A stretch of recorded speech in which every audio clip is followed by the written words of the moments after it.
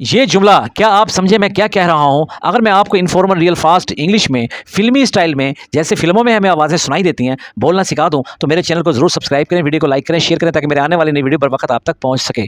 Do you को D या no, D या नो। व्हाट आई को व्हाट डाई, फ्लैप टी की जगह डी की आवाज़ आएगी, what d'I. D'ya know what d'I mean, E की आवाज लंबी आएगी, d'ya know what d'I mean. फिल्मी स्टाइल में, d'ya know what d'I mean, hey d'ya know what d'I mean, d'ya know what d'I mean, hey d'ya know what d'I mean. तेजी से, d'ya know what d'I mean, hey, do you know what I mean? That's right. This is real fast English. So subscribe to my channel. Come on.